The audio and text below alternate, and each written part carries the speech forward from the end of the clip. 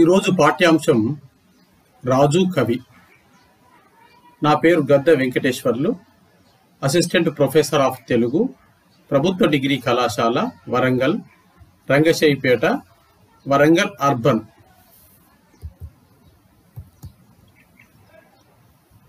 ఈ రాజు కవి అను పాఠ్యాంశమును రచించినది గుర్రం జాషువా. ఈ పాఠ్యాంశమును కొత్త లోకం అను కావ్యం నుండి గ్రహించబడినది. శీర్షిక పరిచయం, రెండవది కవి పరిచయం, మూడవది పాఠ్యభాగ నేపథ్యం, నాలుగవది పాఠ్యభాగ పద్య వివరణ, ఐదవది పాఠ్యభాగ సారాంశం, ఆరవది సందర్భ సహిత వాక్యములు, ఏడవది వ్యాకరణ అంశములు. మొదటగా శీర్షిక పరిచయం. రాజు కవి అను ఈ పాఠ్యభాగము కొత్త లోకం అనే కావ్యము నుండి గ్రహింపబడినది. రాజుకు కవికి మధ్య ఉన్న తేడాలు వర్ణిస్తాడు గుర్రం జాషువా. రాజు అధికారంతో ధనంతో జీవిస్తే కవి కావ్యాలు, శతకాలు మొదలగు రచనలతో జీవిస్తాడు. రాజు చేతిలో కత్తి రక్తాన్ని చిందిస్తే కవి చేతిలో కలం అమృతాన్ని కురిపిస్తూ ఉందంటాడు గుర్రం జాషువా. రాజు ప్రపంచాన్ని పాలిస్తే కవి ఇహపర లోకాలను పాలిస్తాడు. రాజు చనిపోతే ఆకాశము నుండి ఒక చుక్క రాలిపోతుంది. కవి చనిపోతే ఆకాశంలో ఒక చుక్క మెరుస్తుంది. రాజు రాతి విగ్రహాలలో జీవిస్తే కవి ప్రజల నాలుకల మీద జీవిస్తాడు అంటాడు గుర్రం జాషువా. దీనిలో రాజు కంటే కవి గొప్పవాడు అంటాడు. అతనికి సమాజంలో ప్రాధాన్యం ఎక్కువ అంటాడు. జాషువా కవిని గురించిన ఆలోచనలు, గొప్పతనాన్ని ఈ పాఠ్యాంశం ద్వారా తెలుసుకోవచ్చు.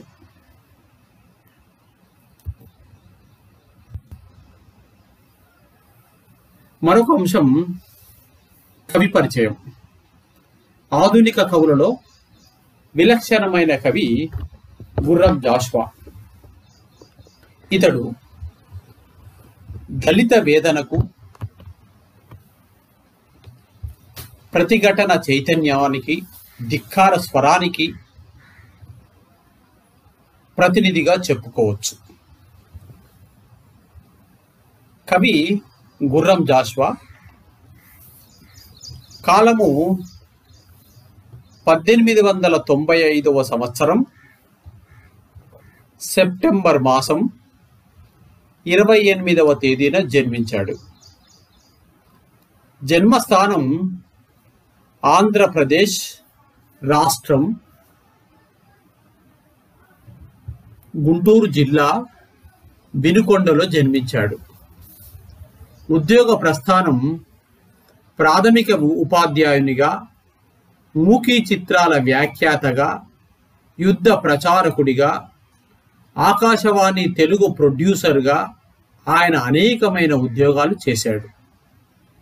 రచనలు: పిరదౌసి, గబ్బిలము, ముంతాజ్ మహల్, కాందీశీకుడు, అనాథ, స్వప్నకథ మొదలైనవి కావ్యాలు. ఖండకావ్యాలు కూడా రచించాడు. నా కథ అనే 3 భాగాలుగా వ్రాశాడు. ఇది స్వీయ చరిత్ర. అదేవిధంగా క్రీస్తు చరిత్ర కూడా రచించారు. ఈ కావ్యానికి సాహిత్య అకాడమీ అవార్డు కూడా లభించింది. గుర్రం జాషువా బిరుదులు. ఇతనికి కవి కోకిల, నవయుగ కవి చక్రవర్తి, మధుర శ్రీనాథ అను బిరుదులు కలవు. పురస్కారములు: కళా ప్రపూర్ణ పద్మభూషణ్ పురస్కారాలతో సన్మానింపబడ్డాడు. కనకాభిషేకం, గండ పెండేరము, పగలు దివిటీల మధ్య ఏనుగు అంబారీపై ఊరేగింపబడడం, స్వేచ్ఛా పౌరసత్వం పొందడం గుర్రం జాషువాకి లభించిన గొప్ప అరుదైన గౌరవాలు. నిర్యాణం 1971 సంవత్సరం జూలై మాసం 24వ తేదీన గుర్రం జాషువా శాశ్వతంగా కన్నుమూశారు.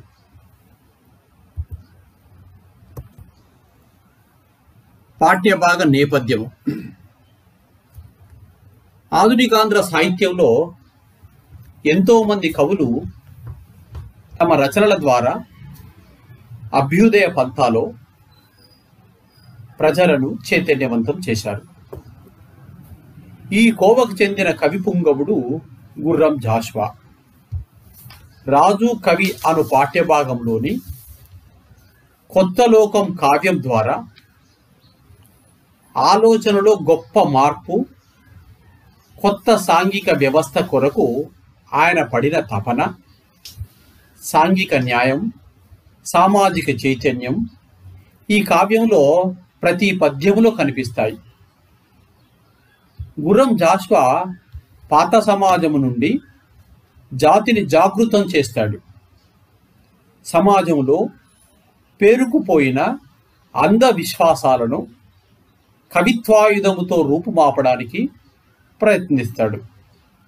అస్పృశ్యతను కూకటి వేళ్లతో పెకిలించాలి అంటాడు. రాజకీయ, ఆర్థిక, సామాజిక అసమానతలను తొలగిపోవాలంటే ప్రజలు సామాజిక స్పృహ కలిగి ఉండాలంటాడు. వీరి పద్యాలలో అర్ధగాంభీర్యం, శబ్ద సౌందర్యం కనిపిస్తాయి. తన రచనల్లో దళిత వేదన, చైతన్యం, ధిక్కార స్వరం, ప్రతిఘటన కనిపిస్తాయి. జాషువాకు ఎన్ని చీత్కారాలు ఎదురైనా అనేక అపూర్వ సత్కారాలు పొందినటువంటి కవి, ప్రముఖ కవి గుర్రం జాషువా.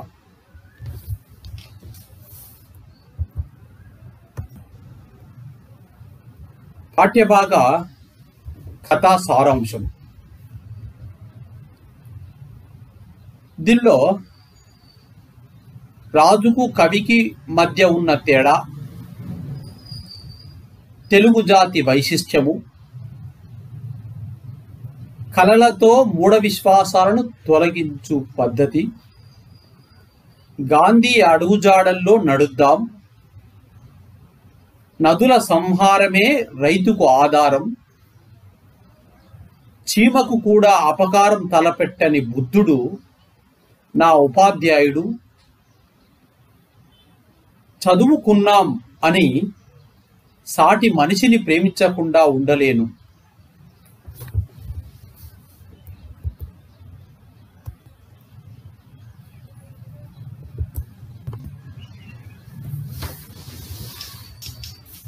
ఈ పాఠ్యభాగము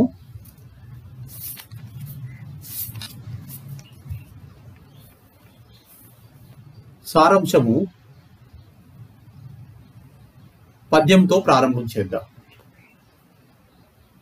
సౌదరాజమందు జన్మించెనొక బిడ్డ, పూరి గుడిసెలోన పుట్టెనొకడు, ప్రబలిరందు ఇందు రాజయ్యెనొకడు, ఒకడు రాను రాను సుకవి అయ్యే,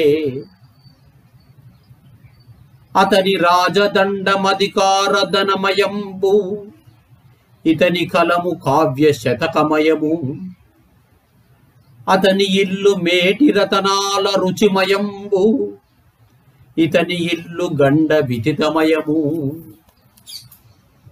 కవి ఎరుగు రాజు రాజున్ కవి ఎరుంగును. కవిని రాజు గనియింపం ఆ కవి రాజు గణన సేయడు. కవియును రాజిద్ద ఆత్మ గౌరవ కాముల్. ఈ పద్యాలలో సారాంశం మనకు స్పష్టంగా విద్యార్థులకు బోధపడుతుంది. అలతి అలతి పదాలతో అనల్పార్థాలని కవి సృష్టిస్తాడు ఈ పాఠ్యాంశంలో. రాజుకు కవికి మధ్య తేడా తెలియజేస్తాడు మొదటగా. దీంట్లో ఒకడు రాజు సౌధంలో జన్మించాడు, మరొకడు గుడిసెలో జన్మించాడు. ఇద్దరు పెరిగి పెద్దవారవుతారు. అందులో ఒకరు రాజు అవుతాడు, రెండవ వాడు కవి అవుతాడు. రాజు అధికారంతో ధనంతో ఉంటే కవి కావ్యాలు శతకాలతో జీవిస్తాడు. రాజు మేడ రత్న కాంతులతో నిండితే కవి ఇల్లు రాళ్ల సమూహంతో నిండి ఉంటుంది. కవికి రాజుకు తెలుసు, రాజుకు కవి తెలుసు. రాజు కవిని లెక్క చేయడు, కవి రాజును లెక్క చేయడు. ఇద్దరు ఆత్మగౌరవం కలిగిన వారే. రాజును ప్రజలు భయంతో ప్రశంసిస్తుంటారు, కవిని మాత్రం భక్తితో కీర్తిస్తారు. రాజు జీతం ఇచ్చి సేవలు చేయించుకుంటే కవి జీతం ఇవ్వకుండానే సేవలు పొందుతాడు. రాజు చేతిలో కత్తి రక్తాన్ని చిందిస్తే కవి చేతిలో కలము అమృతాన్ని కురిపిస్తుంది. రాజు ప్రపంచాన్ని పాలిస్తే కవి ఇహపర లోకాలను పాలిస్తాడు. ఈ క్రింది పద్యంలో చెప్తాడు ఒక మాట పద్యం ద్వారా. రాజు మరణించే ఒక తార రాలిపోయే, కవియు మరణించే ఒక తార గగనమెక్కే. రాజు జీవించే రాతి విగ్రహములందు, సుకవి జీవించే ప్రజల నాలుకలయందు.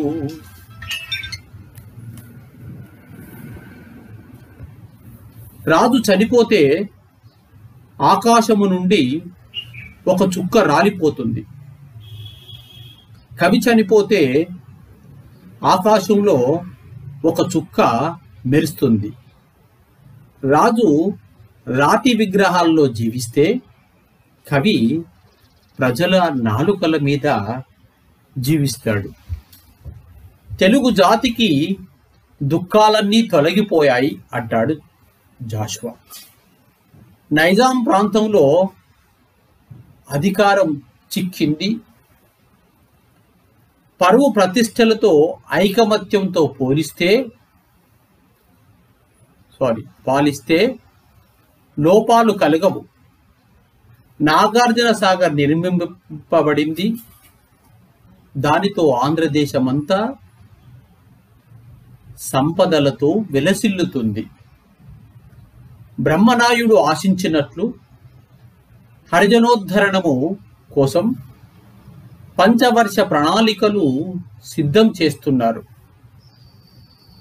జీవనది కృష్ణానది ఆంధ్రదేశాన్ని కౌగిలించుకుంటుంది. మాధుర్యమైన కవిత్వం వ్రాస్తూ కవి కోకిలలు పాటలు పాడుతున్నారు. తెలుగు ప్రజల కోరికలు తీరుస్తూ తెలుగు పాలన అనేక సంవత్సరాలు కొనసాగింది. స్వాతంత్ర్య పోరాటంలో విజయం సాధించి స్వేచ్ఛా జీవిని అయ్యాను. నా కోరికలు నెరవేరాయి అంటాడు జాషువా. తెలంగాణలో అధికార పీఠాన్ని ఎక్కబోతున్నాను, నేను ఏమి చేయాలనుకుంటున్నానో తెలియచేస్తాను అంటాడు. నేను చెప్పిన మాటలు ఆచరిస్తాను, గాంధీజీ అడుగుజాడల్లో నడుస్తాను, ప్రజలకు అన్నం పెడతాను, కులభేదాలు తొలగిస్తాను, చీకటిని అంతం చేస్తాను, మూఢనమ్మకాలను కళ అనే ఆయుధముతో నరికివేస్తాను. అహింస నాకు కవచం, సహనం నా ఆయుధం, ధర్మం నా వాహనం, సత్యం నన్ను నడిపిస్తుంది. లోకమంతా ఎదురైనా నేను గెలుస్తాను. వినాశనం అనే బాంబు గుండెల్లో బాకునవుతాను. నేను గాంధీ కుమారుడను కదా. ప్రతి సంవత్సరం రత్నాలు పండించే నాగార్జున సాగరం నాకు రైతు. చలి చీమలకు కూడా అపకారం తలపెట్టని బుద్ధుడు నా ఉపాధ్యాయుడు. ఆంధ్ర తెలంగాణలకు సయోధ్య కుదిరించే హైదరాబాదు నా రాజ్యం. వజ్రాలు పండు పంట పొలాలే కోలారు గనులు. అటు గోలకొండ, ఇటు శ్రీశైలం నాకు ఆడుకునే రతనాల కొండలు. పరాక్రమశీలి బాలచంద్రుడు నా తోటివాడు. శరత్కాలం వెన్నెల వంటి విద్యుత్తు ప్రతి గ్రామంలో పారుతుంది. భారీ పరిశ్రమలతో కరువు పోతుంది. ముక్కారు పంటలతో తెలుగు రాణి ప్రకాశిస్తుంది. విచారం లేని ముద్రలతో ఆంధ్రదేశాన్ని కాంతివంతం చేస్తారు. హృదయం వికసించేటట్లు చేస్తారు. పనికిరాని కథలు నివారించేటట్లు బుద్ధి బలాన్ని గూర్చే కావ్యాలు రచించమంటూ కవులకు హితబోధ చేస్తాను. లోభాలు పెట్టే కవుల నమ్మకాల రొంపిలో దిగితే పాండిత్యం నశిస్తుంది కదా. కొట్టినా కొట్టకూడదు అనే యేసు ప్రభువు నినాదం కల్వరి కొండల్లో మారుమ్రోగుతున్నది. దాని శక్తికి దిగంత భాగాలు కట్టుబడిపోతున్నాయి. రామలక్ష్మణుల సోదర భావం లోకానికి మేలు చేస్తుంది. వ్యర్థమైన పండితుల మాటలు భక్తి శ్రద్ధలను, శౌచాన్ని ప్రబోధించినా అవి బ్రతుకు ఈడ్వడానికి సాధనాలవుతాయి. ఇతరులెంత సమర్థించినా అవి మన సంస్కృతికి చిహ్నాలు కావు. పదవి వచ్చిందని ప్రజలకు దూరం కాకూడదు. పొగడ్తలకు లొంగకూడదు. ఆశ పడకూడదు. చదువుకున్నానని సాటి మానవుణ్ణి ప్రేమించకుండా ఎలా ఉండగలను? రోతగా చూడలేను. ఈ పాఠ్యాంశములోని ప్రాధాన్యత కలిగిన పద్య తాత్పర్యము నేర్చుకుంటాం. మొదటగా, నేను స్వతంత్ర్య జీవినై నిల్చితి, నేడు స్వరాజ్య రాష్ట్రీయ యుద్ధాన విజేతనై, అభిమతంబులు తీరిన వాడనై, తెలంగాణమునందు శాశ్వతముగా మణిపీఠమునెక్కబోవుచు ఉన్నాను. జగత్ప్రభు వినుము నా అధికార కథా ప్రణాళికల్.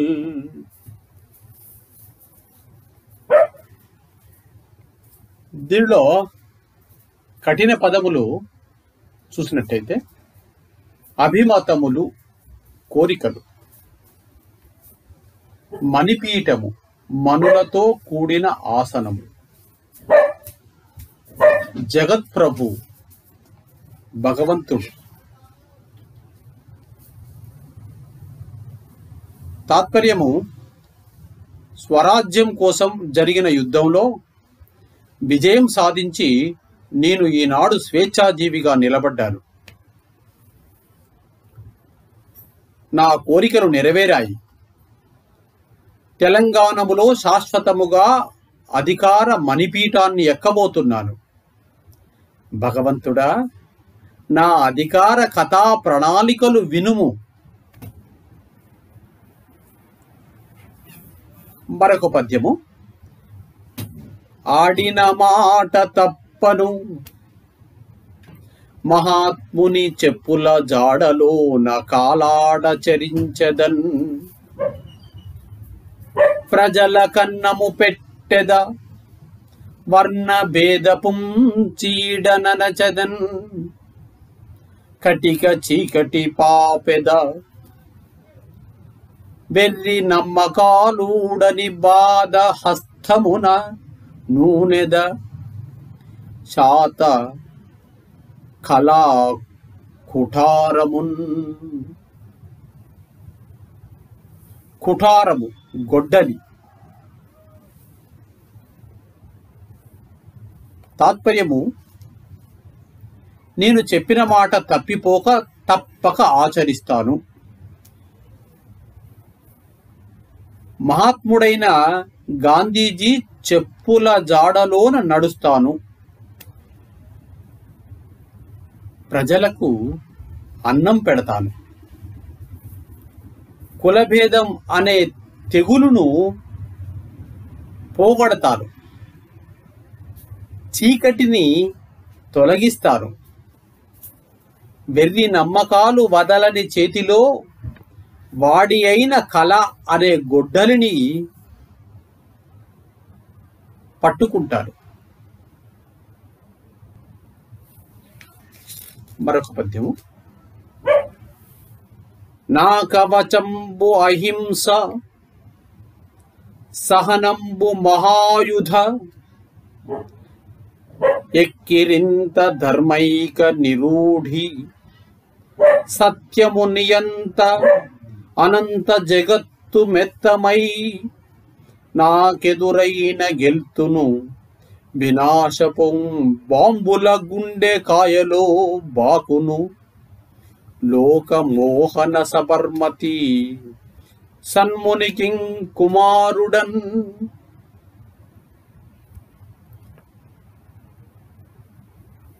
తాత్పర్యము: అహింస నా కవచం, సహనమే నా ఆయుధం, ధర్మమే నా వాహనం, సత్యమే నన్ను నడిపించున్నది. లోకమంతా నాకు ఎదురుగా వచ్చినా నేను గెలుస్తాను. నేను నాశనం అనే బాంబు గుండెకాయలో బాకునవుతాను. మోహనుడైన గాంధీజీకి నేను కుమారుడను అంటాడు గుర్రం జాషువా. ఊరూరన్ శరదిందు చంద్రికలు, విద్యుద్వాహినుల్ పారగా భారీ ఎత్తు పరిశ్రమల్ నడచి ద్రవ్యక్షామముందీర్ప. ముక్కారుం పంటల తెలుగు రాని మెయి సింగారింప. గర్వంబుగా ఊరేగింతు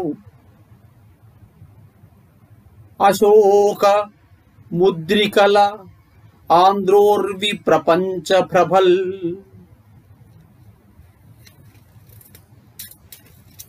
తాత్పర్యం: శరత్కాలంలోని చంద్రునివి వెన్నెల వంటి విద్యుత్తు ప్రవాహం ప్రతి గ్రామంలో పారుతుండగా, భారీ పరిశ్రమలతో సంపదకు కరువు నశింపగా, ముక్కారు పంటలతో తెలుగు రాణి శరీరం అందంతో ప్రకాశింపగా, విచారం లేని ముద్రికలతో ఆంధ్రదేశాన్ని విస్తరించే కాంతులతో ఊరేగిస్తాను అంటాడు గుర్రం జాషువా.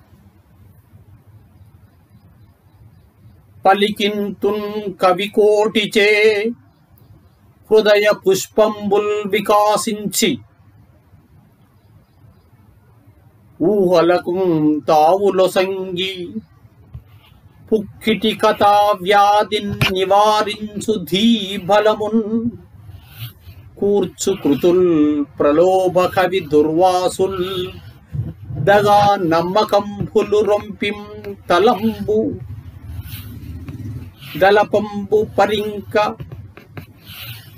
పడిపోవున్ జల్ది పాండిత్యముల్. తాత్పర్యము: హృదయం అనే పువ్వులు వికసించేటట్లు చేసే ఊహలు ఉండునట్లుగా,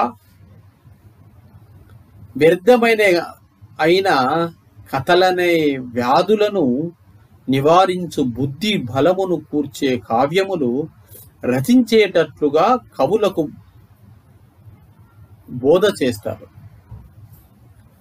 ప్రలోభ పెట్టే కవులనే దుర్వాసుల నమ్మకాలనే రొంపిలో తల మునిగితే పాండిత్యాలు వేగంగా పడిపోతాయి అంటాడు జాషువా.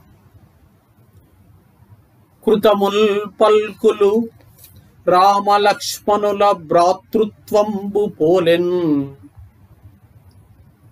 జగద్దితమున్ కూర్చని శుష్క పండితుల్ భక్తి శ్రద్ధలున్, శౌచముల్ బ్రతికీడ్వన్ దృఢ సాధనంబులగుచున్, రాణించునే కాని సంస్మృతికి చిన్నెలు ఆ వితరు లేరీతిన్ సమర్థించినన్. భ్రాతృత్వము సోదర భావం, చిన్నెలు గుర్తులు, శౌచము శుభ్రము. తాత్పర్యము: రామలక్ష్మణుల సోదర భావం లోకానికి మేలు చేస్తుంది. వ్యర్థమైన పండితుల మాటలు భక్తి శ్రద్ధలను, శౌచాన్ని ప్రబోధిస్తాయి. అవి బ్రతుకు ఈడవడానికి సాధనాలు అవుతాయి. ఇతరులు ఎంత సమర్థించినా అవి సంస్కృతికి గుర్తులు కాలేవు. సందర్భ సహిత వ్యాఖ్యములు: అతని ఇల్లు గండ వితెత్తమయము.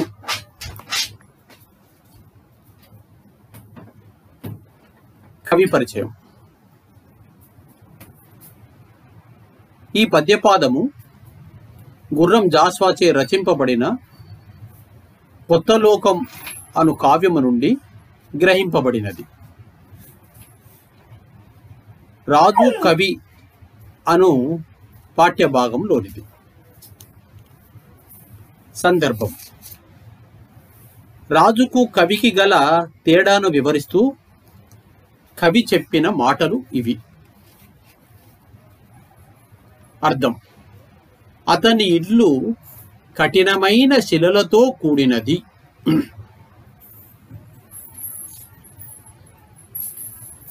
వివరణ: ఒక బిడ్డ గొప్ప మేడలో పుడితే మరొకరు పూరి గుడిసెలో పుట్టారు. మేడలో పుట్టినవాడు పెరిగి రాజయ్యాడు.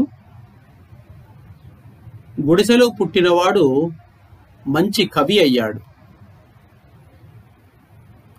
రాజు రాజదండం అధికారంతో ధనంతో కూడి ఉంటే, కవి కలం కావ్య శతకాల్ని వ్రాసినది. రాజు ఉండే అంతఃపుర రతనాల కాంతితో ప్రకాశిస్తే కవి ఇల్లు రాళ్లతో నిండి ఉంటుంది అని కవి వారిద్దరి మధ్య గల అంతరాలని తెలియచేస్తాడు.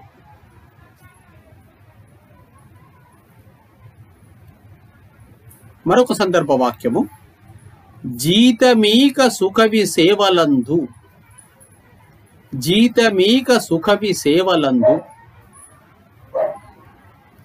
కవి పరిచయం. ఈ పద్యపాదము గుర్రం జాస్వాచే రచింపబడిన కొత్త లోకం కావ్యము నుండి గ్రహింపబడినది.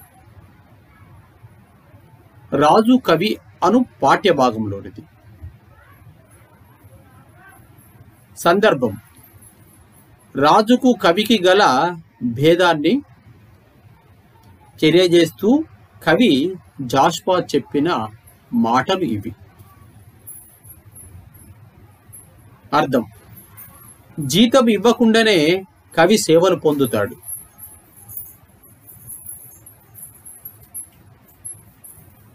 వివరణ, ప్రజలు రాజును భయంతో కీర్తిస్తూ ఉంటారు.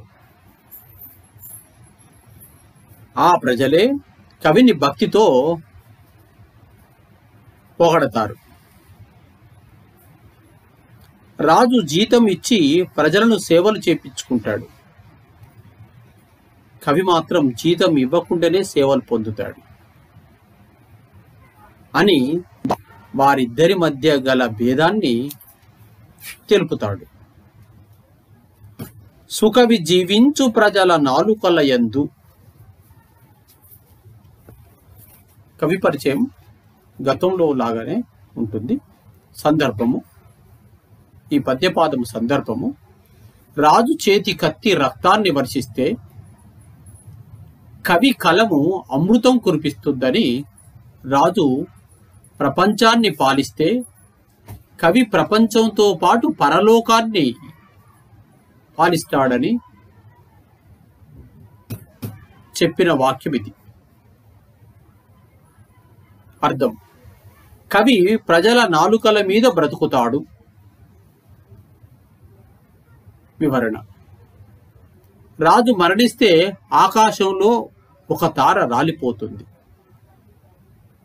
కవి మరణిస్తే ఆకాశంలో మరొక తార ఉదయిస్తుంది. రాజు రాతి విగ్రహాల్లో జీవిస్తే కవి ప్రజల నాలుకల మీద జీవిస్తాడు అని జాషువా తెలియజేస్తాడు. వర్ణ భేదపుం చీడననచెదన్. కవి పరిచయము గతంలో చెప్పినట్లుగానే ఉంటుంది. సందర్భము, అధికారం వచ్చిన తర్వాత తన ప్రణాళికలేమిటో చెప్పుచూ కవి పలికిన పలుకులు ఇవి. అర్థం, చెప్పిన మాట తప్పక చేస్తాను, మహాత్ముని అడుగుజాడల్లో నడుస్తాను, ప్రజలకు అన్నం పెడతాను,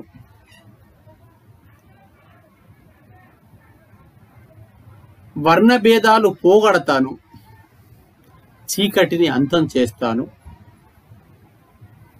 వివరణ, రాజ్యానికి వచ్చిన తర్వాత ప్రజలకు ఉపయోగపడే విధంగా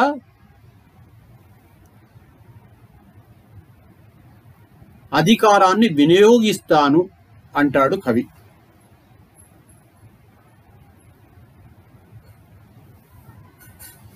కవి తాను చేయబోయే పనులను తెలియజేస్తాడు.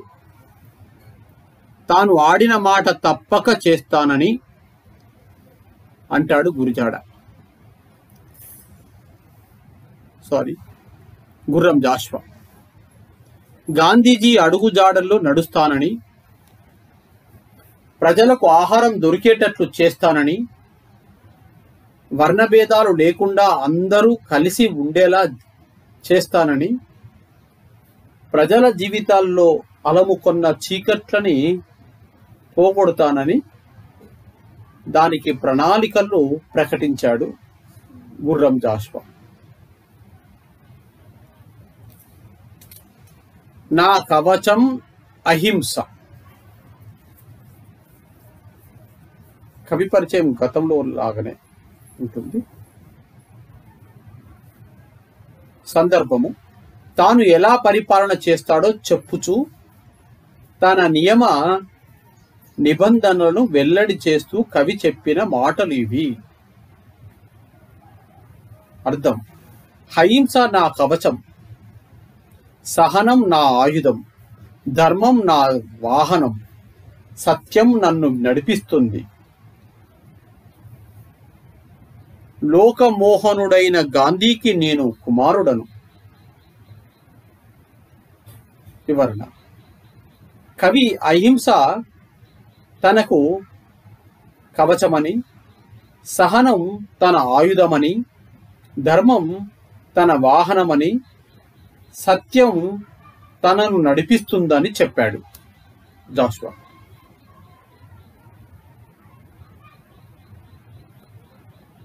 లోకమంతా ఎదురుగా వచ్చినా తనదే గెలుపు అని ప్రకటిస్తాడు. తాను గాంధీ కుమారుడనని, ఆయన సూక్తులు పాటిస్తానని తెలుపుతాడు.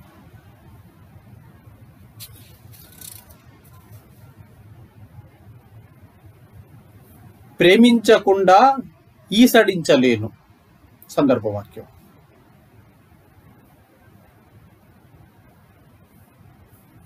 కవి పరిచయం: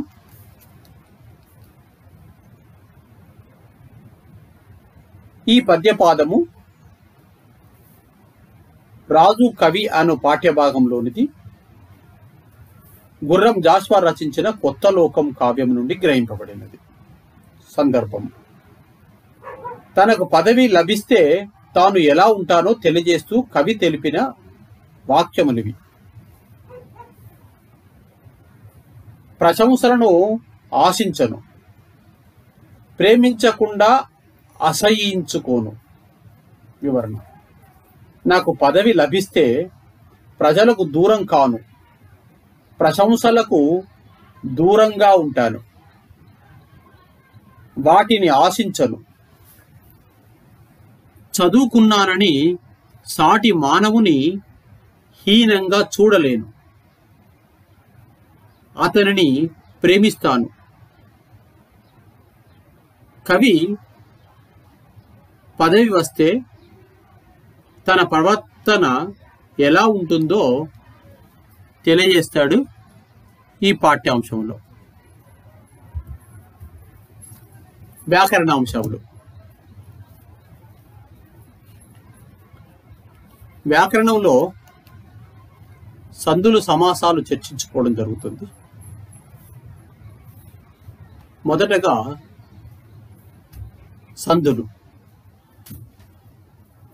ప్రజాభిష్టము. ప్రజా ప్లస్ అభీష్టము.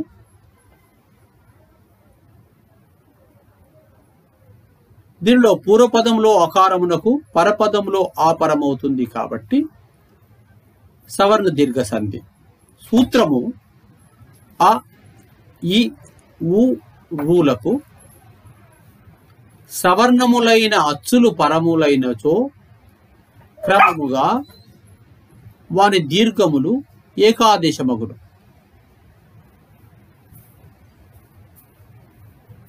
రెండవది మహాత్ముడు. మహా ప్లస్ ఆత్ముడు. మహాలో పూర్వపదములో చివరి అచ్చు అకారములకు, ఉత్తర పదములోని మొదటి అచ్చు ఆపరమవుతుంది కాబట్టి ఇది సవర్ణ దీర్ఘ సంధిగా చెప్పుకోవచ్చు. ఇంతకుముందు చెప్పినట్లుగా ఆ, ఈ, ఊ, ఊలకు సవర్ణములైన అచ్చులు పరము అయినప్పుడు క్రమముగా వాని దీర్ఘములు ఏకాదేశమగును. మూడవది అభ్యుదయము. ఈ పదాన్ని విడదీసినట్లయితే అభి ప్లస్ ఉదయం.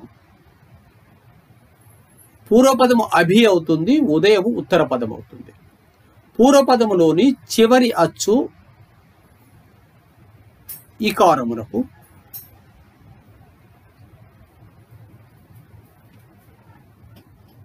ఉత్తర పదములోని మొదటి అచ్చు ఊపరమవుతుంది.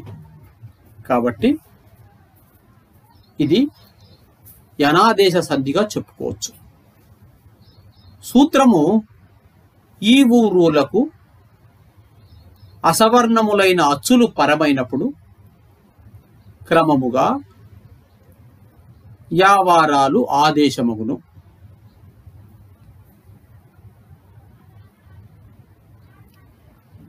మరొక పదము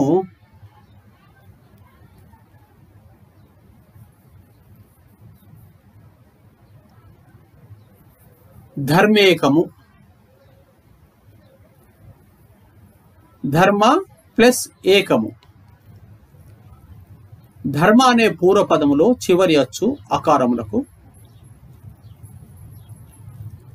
ఉత్తర పదములోని మొదటి అచ్చు ఏ పరమవుతుంది. కాబట్టి ఇది వృద్ధి సంధిగా చెప్పుకోవచ్చు. సూత్రము అకారములకు ఏ ఐలు పరమైనచో ఐకారమును, ఓ ఔలు పరమైనచో ఔకారము ఆదేశమగును.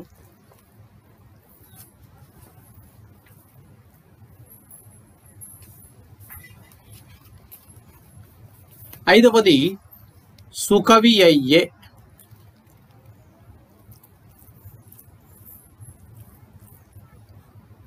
ఈ పదాన్ని విడదీసినట్లయితే సుకవి ప్లస్ అయ్యే.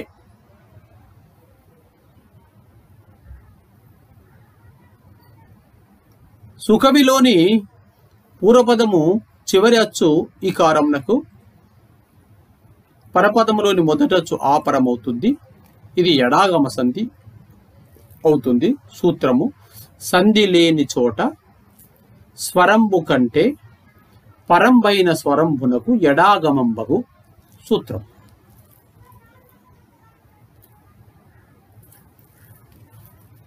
చివరగా ఆరవ పదము ముక్కారు బంట. ఈ పదాన్ని విడదీసినట్లయితే ముక్కారు ప్లస్ బంట.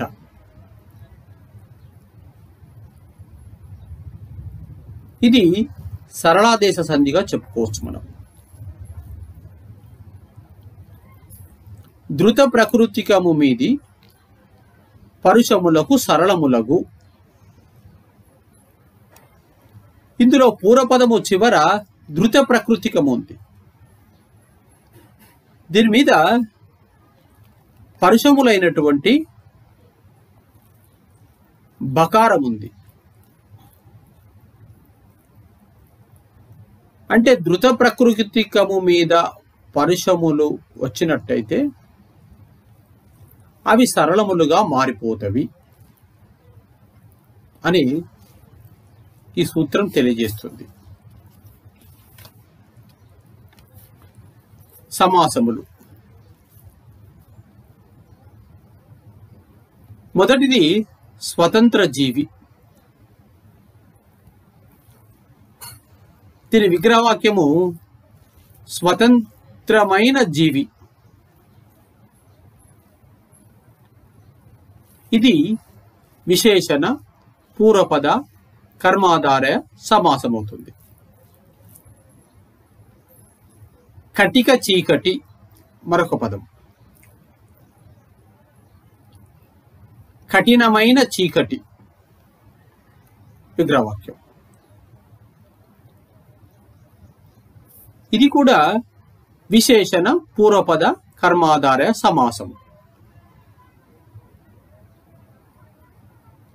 మూడవది శుష్క పండితులు. విగ్రహవాక్యము శుష్కమైన పండితులు అవుతుంది.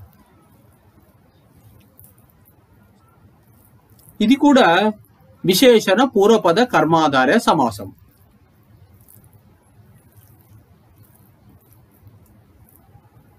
మరొకటి సౌభాగ్య సాగరము.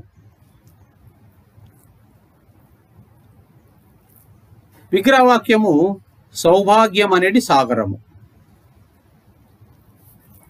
రూపక సమాసము అవుతుంది.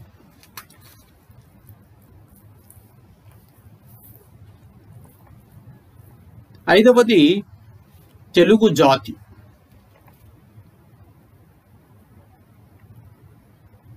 విగ్రహవాక్యము తెలుగు అను పేరు గల జాతి.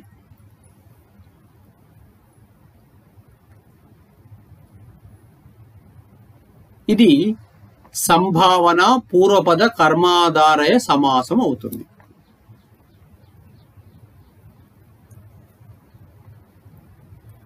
చివరగా రాజదండము. విగ్రహవాక్యము రాజు యొక్క దండము.